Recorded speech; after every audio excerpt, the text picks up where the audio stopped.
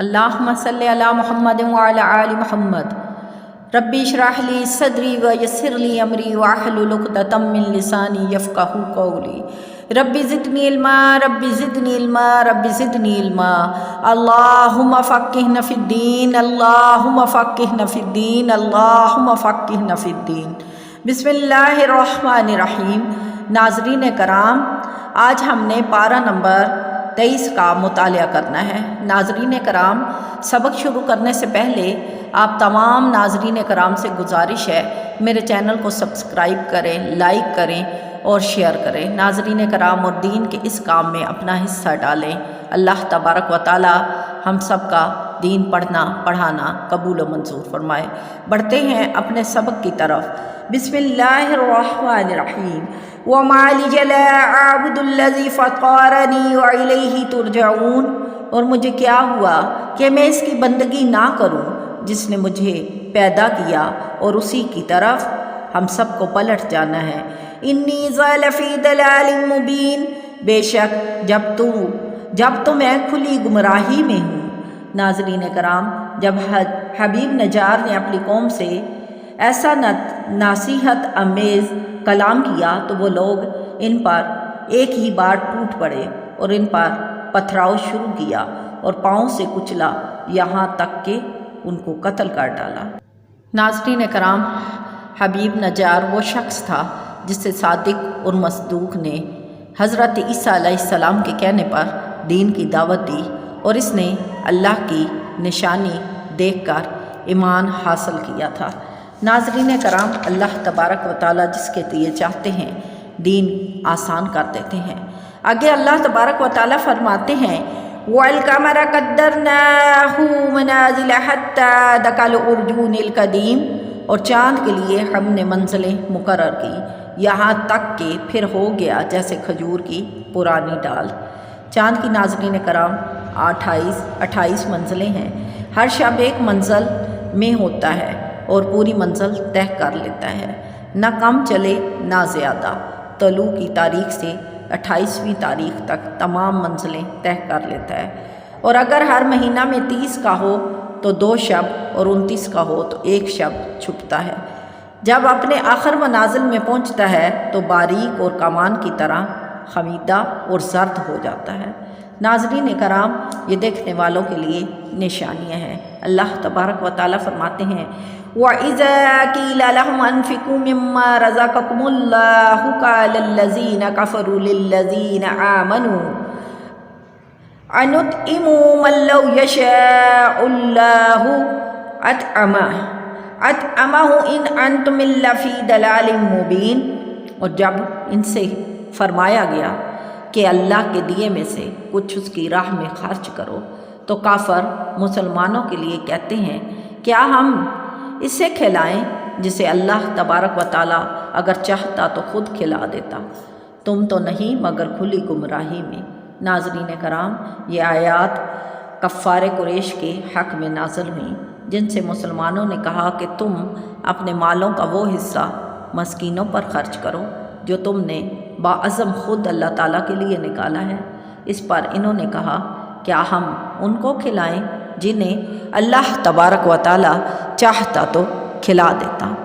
مطلب یہ تھا کہ خدا ہی مسکینوں کا محتاج رکھنے والا ہے اور اس کو منظور ہے کہ یہ محتاج رہیں۔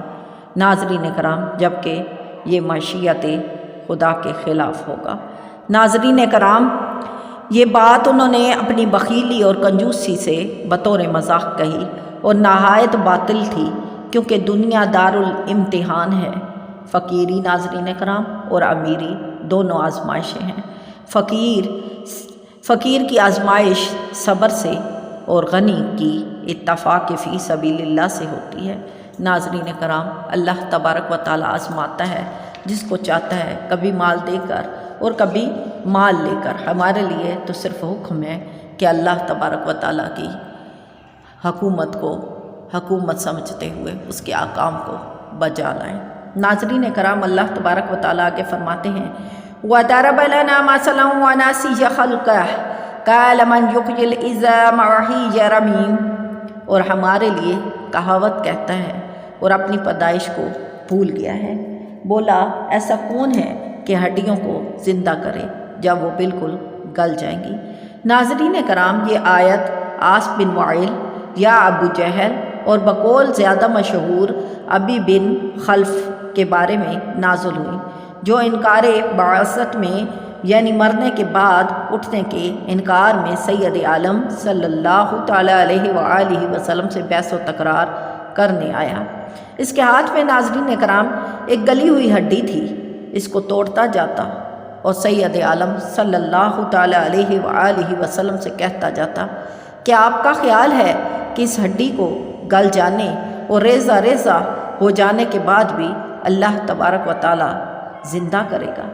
ناظرین کرام، اللہ تبارک و تعالیٰ نے فرمایا، انما امرہ اذا اراد شیئا ان یقول لہ کن فیکون۔ بے شک اس کا کام تو یہی ہے کہ جب کسی چیز کو چاہے تو اس سے فرمائے ہو جا تو وہ فوراً ہو جاتی ہے۔ فسبحان الذی بیدہ الملکوت کل شیء والیہ ترجعون۔ تو پاکی ہے اس اللہ تبارک و تعالیٰ کی ذات کو جس کے ہاتھ میں ہر چیز کا قبضہ ہے اور اسی کی طرف ہر چیز پھرنے والی ہے۔ ناظرین کرام، تو پھر بھلا اللہ کیسے ایک ہڈی کی تخلیق کو نہیں بتا سکتا؟ ناظرین کرام، حضور پاک صلی اللہ تعالیٰ علیہ وآلہ وسلم نے فرمایا، ہاں اور تجھے بھی مرنے کے بعد اٹھائے گا اور جہنم میں داخل فرمائے گا۔ اس پر ناظرین کرام پھر آیات مبارکہ نازل ہوئی اور اس کے جہل کا اظہار فرمایا گیا کہ گلی ہوئی ہڈی کا بکھرنے کے بعد اللہ کی قدرت سے زندگی قبول کرنا اپنی نادانی سے ناممکن سمجھتا ہے۔ ناظرین کرام، کتنا احمق تھا وہ شخص کہ اپنے آپ کو نہیں دیکھتا کہ ابتدا میں ایک گندے پانی کا نطفہ تھا۔ گلی ہوئی ہڈی ناظرین کرام تو پھر بھی بتاتی ہے کہ وہ کسی چیز کی بناوٹ ہے۔ اللہ کی قدرت کاملہ نے اس میں جان ڈالی نہیں ہے۔ انسان جب بنایا گیا تو ایسا تھا گندے پانی کا قطرہ، تو اس سے کوئی وجود نہ تھا۔ اللہ نے اس کو بھی وجود بنایا۔ انسان بنایا تو پھر ایسا مغرور اور متکبر انسان ہوا کہ اس کی قدرت ہی کا منکر ہو کر جھگڑنے لگا۔ اتنا ہی نہیں دیکھتا کہ جو قادر برحق پانی کی بوند کو قوی اور تناور انسان بنا دیتا ہے، اس کی قدرت سے گلی ہوئی ہڈی کو دوبارہ زندگی بخش دینا کیا ناممکن ہے، اور اس کو جہالت گھیرے ہوئے ہوتی ہے۔ ناظرین کرام، آگے سورہ صفات ہے۔ ناظرین کرام، یہ سورت مکی ہے۔ اس میں 5 رکوع، 182 آیتیں، 860 کلمے، 3826 حروف ہیں۔ ناظرین کرام، اس میں اللہ تبارک و تعالیٰ نے قسم یاد فرمائی چند گروہوں کی۔ ناظرین کرام، یا تو ان سے مراد ملائکہ کے گروہ ہیں جو نماز کی طرح صف بستہ ہو کر حکم کے منتظر رہتے ہیں، کیونکہ اللہ تبارک و تعالیٰ نے پہلی آیات میں فرمایا وَالصَّافَّاتِ صَفًّا وَالزَّاجِرَاتِ زَجْرًا فَالتَّالِيَاتِ ذِكْرًا إِنَّ إِلَٰهَكُمْ لَوَاحِدٌ، یعنی قسم ہے ان کی جو باقاعدہ صف باندھے ہیں، پھر ان کی کہ جھڑک کر چلائیں، پھر ان جماعتوں کی کہ جو قرآن پاک پڑھیں۔ بے شک تمہارا رب معبود ہے اور ضرور وہ ایک ہے۔ ناظرین کرام، صف باندھنے میں یا تو فرشتے مراد ہیں یا پھر وہ نمازی جو اللہ کے ذکر میں نماز اور قرآن پاک پڑھتے ہیں۔ ناظرین کرام، یا علماء دین کے گروہ جو تہجد اور تمام نمازوں میں صف باندھ کر مصروف عبادت رہتے ہیں، یا غازیوں کے گروہ جو راہ خدا میں صف باندھ کر دشمنان دین کے حق مقابل ہوتے ہیں۔ ناظرین کرام، اللہ تبارک و تعالیٰ نے فرمایا رب السماوات والارض وما بینہما ورب المشارق، مالک آسمانوں اور زمین کا اور جو کچھ ان کے درمیان ہے، اور مالک مشرقوں کا اور مغربوں کا۔ ناظرین کرام، اللہ تبارک و تعالیٰ نے فرمایا من دون اللہ فاہدوہم الی صراط الجحیم وقفوہم انہم مسئولون، اللہ کے سوا ان سب کو ہانکو راہ دوزخ کی طرف اور انہیں ٹھہراؤ، ان سے پوچھا جانا ہے۔ ناظرین کرام، حدیث شریف پہ ہے کہ روز قیامت بندہ اپنی جگہ سے ہل بھی نہ پائے گا جب تک کہ اس سے یہ سوالات نہ پوچھ لیے جائیں۔ ناظرین کرام، اس شخص سے پوچھا جائے گا نمبر 1 کہ اس نے زندگی کہاں گزاری، یعنی عمر کس کام میں لگا دی۔ دوسرے، اس کا علم کہ اس پر کیا عمل کیا، یعنی علم حاصل کرنے کے بعد کیا اس نے اپنے علم کے اوپر عمل کیا۔ نمبر 3، اس کا مال کہاں سے کمایا اور کہاں خرچ کیا۔ اور نمبر 4 پہ ناظرین کرام، اس کا جسم کہ اس کو کس کام میں لایا۔ ناظرین کرام، اللہ تبارک و تعالیٰ انسان کو دوبارہ زندہ کرنے پر قادر ہے، اور انسان سے جب زندہ کیا جائے گا تو پوچھ ہوگی، اور اس کے جسم کا ایک پور بھی اللہ کے حضور گواہ ہوگا، اور اس کو زبان دی جائے گی اور وہ بتائے گا کہ انسان نے اس کو کیسے استعمال کیا۔ ناظرین کرام، اللہ تبارک و تعالیٰ فرماتے ہیں وَلَقَدْ أَرْسَلْنَا فِيهِمْ مُنذِرِينَ، بے شک ہم نے ان میں ڈر سنانے والے بھیجے۔ فَانظُرْ كَيْفَ كَانَ عَاقِبَةُ الْمُنذِرِينَ، تو دیکھو ڈرائے ہوں کا کیسا انجام ہوا۔ إِلَّا عِبَادِ اللَّهِ الْمُخْلَصِينَ، سوائے ان لوگوں کے جو اللہ کے ساتھ خاص ہوئے یا خالص ہوئے۔ ناظرین کرام، اللہ تبارک و تعالیٰ نے ہمیں علم حاصل کرنے کی توفیق دی، یہ اس کی مہربانی ہے۔ ناظرین کرام، اللہ تبارک و تعالیٰ آگے حضرت نوح علیہ السلام کی قوم کے بارے میں ذکر کرتا ہے وَجَعَلْنَا ذُرِّيَّتَهُ هُمُ الْبَاقِينَ، اور ہم نے اس کی اولاد باقی رکھی۔ سلام علی نوح فی العالمین، اور نوح پر سلام ہو جہان والوں میں۔ اِنَّا كَذَلِكَ نَجْزِي الْمُحْسِنِينَ، بے شک ہم ایسا ہی صلہ دیتے ہیں نیکوکار کو۔ اِنَّهُ مِنْ عِبَادِنَا الْمُؤْمِنِينَ، بے شک وہ ہمارے اعلیٰ درجہ کے کامل ایمان والے بندوں میں سے تھا۔ ناظرین کرام، حضرت ابن عباس رضی اللہ تعالی عنہ سے مروی ہے، حضرت نوح علیہ السلام کی کشتی سے اترنے کے بعد ان کے ہمراہیوں میں جس قدر مرد عورت تھے سبھی مار گئے، سوا آپ کی اولاد اور ان کی عورتوں کے۔ انہی سے ناظرین کرام دنیا کی نسلیں آگے چلیں۔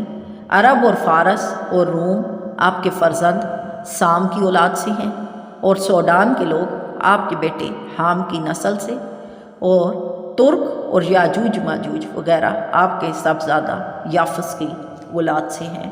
ناظرین کرام، یاجوج اور ماجوج کے بارے میں مشہور ہے کہ یہ قرب قیامت نکلیں گے اور انسان کو تباہ کریں گے۔ ناظرین کرام، آگے حضرت ابراہیم کا ذکر کرتے ہوئے اللہ تعالیٰ فرماتے ہیں قَدْ صَدَقْتَ الرُّؤْيَا إِنَّا كَذَلِكَ نَجْزِي الْمُحْسِنِينَ، اور ہم نے اسے ندا فرمائی، یعنی اے ابراہیم بے شک تو نے اپنا خواب سچا کر دکھایا، ہم ایسا ہی صلہ دیتے ہیں نیکوکار کو۔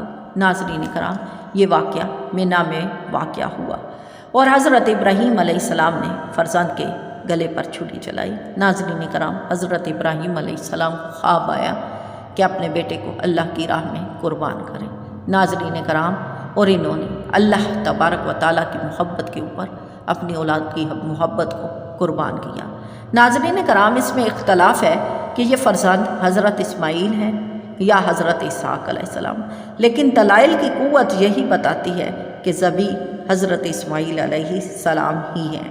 اور فدیہ میں جنت سے ناظرین کرام جو جانور بھیجا گیا وہ بکری تھی، جس کو حضرت ابراہیم علیہ السلام نے ذبح فرمایا۔ ناظرین کرام، اللہ تبارک و تعالیٰ نیکوں کو ایسے ہی صلہ عطا فرماتے ہیں۔ آگے ناظرین کرام، اللہ تبارک و تعالیٰ حضرت یونس علیہ السلام کا ذکر فرماتے ہیں وَإِنَّ يُونَسَ لَمِنَ الْمُرْسَلِينَ، اور بے شک یونس ہمارے پیغمبروں میں سے ہے۔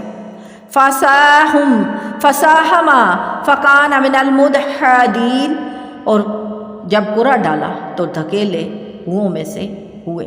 ناظرین کرام، حضرت ابن عباس رضی اللہ تعالی عنہ اور وہب کا قول ہے کہ حضرت یونس علیہ السلام نے اپنی قوم سے عذاب کا وعدہ کیا تھا، اس میں تاخیر ہوئی تو آپ ان سے چھپ کر نکل گئے، اور آپ نے دریائی سفر کا قصد کیا، کشتی پر سوار ہوئے، دریا کے درمیان ناظرین کرام کشتی ٹھہر گئی، اور اس کے ٹھہرنے کا کوئی سبب ظاہر موجود نہ تھا۔ ملاحوں نے اس کشتی میں اپنے مولا سے بھاگا ہوا غلام کا ذکر کیا، کہنے لگے کہ اس کشتی میں کوئی اپنے رب کا بھاگا ہوا غلام ہے۔ قرعہ ڈالا گیا تو آپ ہی کے نام قرعہ نکلا، تو آپ نے فرمایا کہ میں ہی وہ غلام ہوں جو اپنے رب سے بھاگا ہے، اور آپ کو پانی میں ڈال دیا گیا، کیونکہ دستور یہی تھا کہ جب تک بھاگا ہوا غلام دریا میں غرق نہ کر دیا جائے اس وقت تک کشتی نہ چلتی تھی۔ ناظرین کرام، جب آپ مچھلی کے پیٹ میں گئے تو آپ کو اپنی خطا پر شرمندگی ہوئی۔ آپ نے ذکر الہی کثرت سے کیا، اور مچھلی کے پیٹ میں آپ نے یہ آیات مبارکہ تلاوت فرمائی، لا الہ الا انت سبحانک انی کنت من الظالمین۔ ناظرین کرام، اللہ تبارک و تعالیٰ نے اس آیت کریمہ کی برکت سے مچھلی کو حکم دیا، اور اس نے آپ کو آ کر کنارے پر اپنے پیٹ سے باہر نکال دیا۔ ناظرین کرام، مچھلی کے پیٹ میں رہنے کی مدت یا تو 3 روز تھی، یا 7 روز، یا 40 روز۔ ناظرین کرام، جب آپ مچھلی کے پیٹ سے باہر آئے تو آپ نہایت نازک ہو گئے تھے، جیسا کہ بچہ پیدائش کے وقت ہوتا ہے۔ جسم کی کھال نرم ہو گئی تھی، اور بدن پر کوئی بال باقی نہ رہ گیا تھا۔ ناظرین کرام، جب آپ زمین پر آئے تو اللہ تبارک و تعالیٰ نے کدو کی ایک بیل کو اگا دیا۔ ناظرین کرام، عموماً طور پہ کدو کی بیل زمین پر پھیلتی ہے، مگر یہ آپ کا معجزہ تھا کہ یہ کدو کا درخت تھا جو قداور درخت تھا، اور درختوں کی طرح شاخ رکھتا تھا، اور اس کے بڑے بڑے پتوں کے سایہ میں آپ آرام کرتے، اور باحکم الہی روزانہ ایک بکری آتی جو اپنا تھن حضرت کے دہان مبارک پر دے کر آپ کو صبح شام دودھ پلا جاتی، یہاں تک کہ جسم مبارک کی جلد شریف یعنی کھال مضبوط ہوئی، اور آپ اپنے موقع سے اٹھے اور جسم میں توانائی آئی۔ ناظرین کرام، اللہ تبارک و تعالیٰ بہت غفور و رحیم ہے۔ اللہ فرماتے ہیں کہ بے شک اللہ تبارک و تعالیٰ ہر کام کرنے پر قادر ہے۔ ناظرین کرام، آگے سورۃ صاد ہے، اس کا نام سورۃ داؤد بھی ہے۔ ناظرین کرام، یہ سورت مکی ہے، اس میں 5 رکوع، 28 آیتیں، 732 کلمے، 3068 حروف ہیں۔ ناظرین کرام، اللہ تبارک و تعالیٰ فرماتے ہیں، اجعل الآلہۃ الہا واحد ان ھذا لشیء عجاب۔ کیا اس نے بہت خداؤں کا ایک خدا کر دیا؟ بے شک یہ عجیب بات ہے۔ ناظرین کرام، جب حضرت عمر رضی اللہ تعالی عنہ اسلام لائے تو مسلمانوں کو خوشی ہوئی اور کافروں کو نہایت رنج ہوا۔ ولید بن مغیرہ نے قریش کے عمائد اور سربراہ 25 آدمیوں کو جمع کیا اور انہیں ابو طالب کے پاس لایا اور ان سے کہا کہ تم ہمارے سردار ہو اور بزرگ ہو، ہم تمہارے پاس اس لیے آئے ہیں کہ تم ہمارے اور اپنے بھتیجے کے درمیان فیصلہ کر دو۔ ان کی جماعت کے چھوٹے درجے کے لوگوں نے جو شور برپا کر رکھا ہے وہ تم جانتے ہو۔ ناظرین کرام، ابو طالب نے حضرت سید عالم صلی اللہ تعالی علیہ وآلہ وسلم کو بلا کر عرض کیا کہ یہ آپ کی قوم کے لوگ ہیں اور آپ سے صلح چاہتے ہیں، آپ ان کی طرف سے یک لفظ انحراف نہ کیجیے۔ ناظرین کرام، سید عالم صلی اللہ تعالی علیہ وآلہ وسلم نے فرمایا، یہ مجھ سے کیا چاہتے ہیں؟ انہوں نے کہا کہ ہم اتنا چاہتے ہیں کہ آپ ہمیں اور ہمارے معبودوں کو ذکر کرنا چھوڑ دیجیے، ہم آپ کے اور آپ کے معبود کی بدگوئی کے در پر نہ ہوں گے۔ ناظرین کرام، آپ صلی اللہ تعالی علیہ وآلہ وسلم نے فرمایا، کیا تم ایک کلمہ قبول کر سکتے ہو جس سے عرب و عجم کے مالک اور فرما روا ہو جاؤ گے؟ ناظرین کرام، ابو جہل نے کہا، ایک کیا ہم 10 کلمے قبول کر سکتے ہیں۔ اس پر ناظرین کرام، سید عالم صلی اللہ تعالی علیہ وآلہ وسلم نے فرمایا کہ کہو لا الہ الا اللہ۔ ناظرین کرام، اس پر وہ لوگ بھڑک اٹھے اور اس طرح اٹھ کر جانے لگے اور کہنے لگے کیا انہوں نے بہت سے خداؤں کا ایک خدا کر دیا؟ اتنی بہت سی مخلوق کے لیے ایک خدا کیسے کافی ہو سکتا ہے؟ ناظرین کرام، اللہ تبارک و تعالیٰ نے پھر آیات نازل فرمائی کہ اس نے بہت خداؤں کا ایک خدا کر دیا۔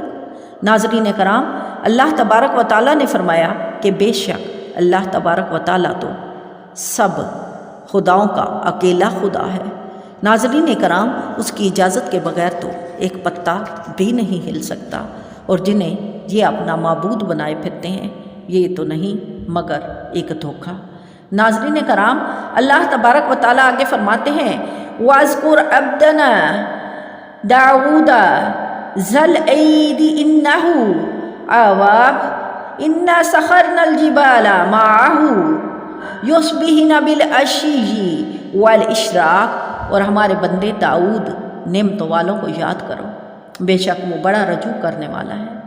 بے شک ہم نے اس کے ساتھ پہاڑ مسخر فرما دیے تاکہ تسبیح کریں صبح اور شام کو اور سورج چمکتے۔ ناظرین کرام، اس آیت کی تفسیر میں یہ بھی کہا گیا ہے کہ اللہ تبارک و تعالیٰ نے حضرت داؤد علیہ السلام کے لیے پہاڑوں کو ایسا مسخر کیا تھا کہ جہاں آپ چاہتے انہیں اپنے ساتھ لے جاتے۔ ناظرین کرام، حضرت ابن عباس رضی اللہ تعالیٰ عنہ سے مروی ہے کہ جب حضرت داؤد علیہ السلام تسبیح کرتے تو پہاڑ بھی آپ کے ساتھ تسبیح کرتے اور پرندے آپ کے پاس جمع ہو کر تسبیح کرتے۔ ناظرین کرام، حضرت ابن عباس نے فرمایا کہ روئے زمین کے بادشاہوں میں حضرت داؤد علیہ السلام کی سلطنت بڑی مضبوط اور قوی سلطنت تھی۔ 36,000 مرد ناظرین کرام آپ کے محراب کے پیرے پر مقرر ہوتے۔ ناظرین کرام، آگے اللہ تبارک و تعالیٰ فرماتے ہیں قَالَ لَقَدْ ظَلَمَكَ بِسُؤَالِ نَعْجَاتِكَ إِلَّا نِعَاجِي وَإِنَّ كَثِيرًا مِنَ الْخُلَطَاءِ لَا يَبْغِي بَعْضُهُمْ عَلَى بَعْضٍ إِلَّا الَّذِينَ آمَنُوا وَعَمِلُوا الصَّالِحَاتِ وَقَلِيلٌ مَّا هُمْ۔ ناظرین کرام، داؤد نے فرمایا بے شک یہ تجھ پر زیادتی کرتا ہے کہ تیری دمبی اپنی دمبیوں میں ملانے کو مانگتا ہے، اور بے شک اکثر ساجھے والے ایک دوسرے پر زیادتی کرتے ہیں، مگر جو ایمان لائے اور اچھے کام کرے تو وہ بہت تھوڑے ہیں۔ ناظرین کرام، سید عالم صلی اللہ تعالیٰ علیہ وآلہ وسلم فرماتے ہیں کہ مشہور ملائکہ جو حضرت داؤد علیہ السلام کی آزمائش کے لیے بھیجے گئے تھے، ناظرین کرام ان میں وہ ملائکہ تھے جو لڑکوں کی صورت میں آئے۔ ناظرین کرام، یہاں جو صورت مسئلہ ان فرشتوں نے پیش کی، اس سے مقصود حضرت داؤد علیہ السلام کی توجہ دلانا تھی اس امر کی طرف جو انہیں پیش آیا ہوا تھا۔ ناظرین کرام، اور وہ یہ تھا کہ آپ کی 99 بیویاں تھیں۔ اس کے بعد آپ نے ایک اور عورت کو پیغام دے دیا جس کو ایک مسلمان پہلے سے پیام دے چکا تھا، لیکن آپ کا پیام پہنچنے کے بعد آپ کے لیے راضی ہو گئے۔ ناظرین کرام، جب آپ نے ان لوگوں کو کہا تو انہوں نے آپ کی نبی ہونے کی وجہ سے اس رشتے کو ٹھکرا کر آپ کے پیغام کو منتخب کیا۔ ناظرین کرام، اور راضی ہو گئے، آپ سے نکاح ہو گیا۔ ایک قول ناظرین کرام یہ بھی ہے کہ اس مسلمان کے ساتھ نکاح ہو چکا تھا۔ آپ نے اس مسلمان سے اپنی رغبت کا اظہار کیا اور چاہا کہ وہ اپنی عورت کو طلاق دے دے۔ وہ آپ کے لحاظ سے منع نہ کر سکا اور اس نے طلاق دے دی۔ آپ کا نکاح ہو گیا۔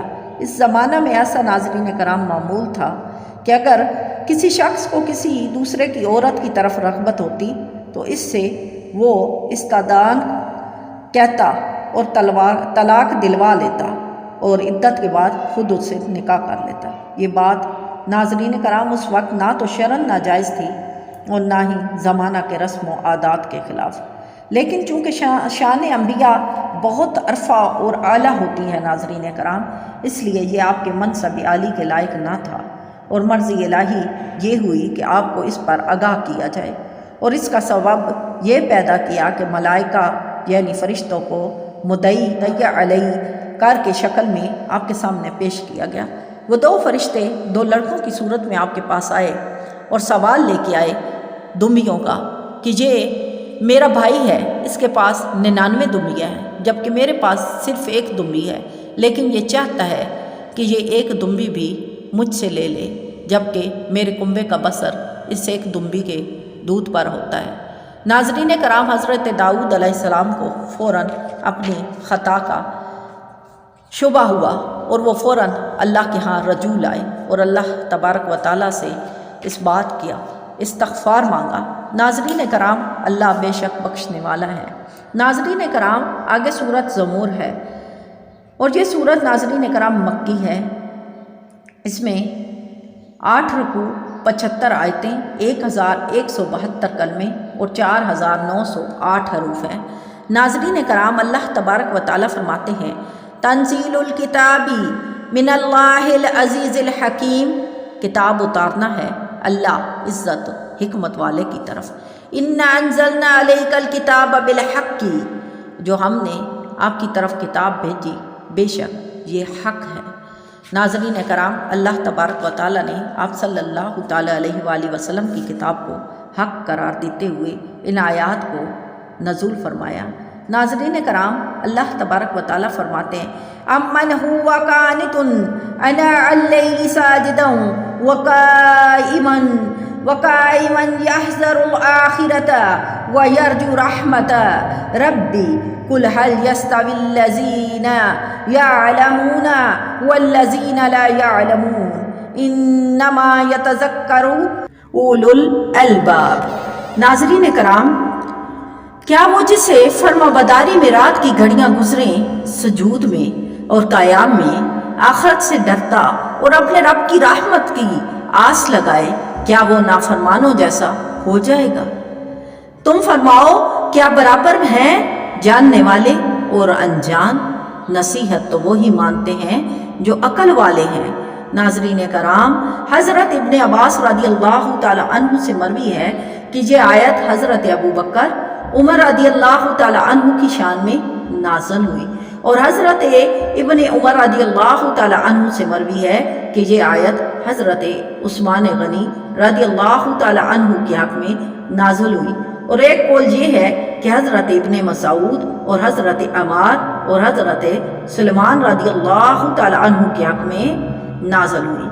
ناظرین کرام، اس آیت سے ثابت ہوتا ہے کہ رات کے نوافل اور عبادت دن کے نوافل سے افضل ہے۔ اس کی ایک وجہ تو یہ ہے کہ رات کا عمل پوشیدہ ہوتا ہے، اس لیے وہ ریا سے بہت دور ہوتا ہے۔ دوسرے یہ کہ دنیا کے کاروبار بند ہوتے ہیں، اس لیے قلب بنسبت دن کے بہت فارغ ہوتا ہے، اور توجہ اللہ اور خشوع دن سے زیادہ رات میں میسر آتا ہے۔ تیسرے، رات چونکہ راحت اور خواب کا وقت ہوتا ہے، اس لیے اس میں بیدار رہنا نفس کے لیے بہت مشقت کا کام ہوتا ہے، تو ثواب بھی اس کا زیادہ ملتا ہے۔ ناظرین کرام، اللہ تبارک و تعالی ہمیں اپنی طرف رجوع کرنے والوں میں سے کرے۔ ناظرین کرام، اللہ تبارک و تعالی یقیناً غفور الرحیم ہے اور ہر بات کے جاننے والے ہیں۔ ناظرین کرام، اس پارہ میں ہم نے جو بھی پڑھا، اللہ تبارک و تعالی سے میں یہ دعا کرتی ہوں کہ ہمیں اس کا عمل نصیب فرمائے، کیونکہ عمل سے بنتی ہے زندگی، جنت بھی جہنم بھی۔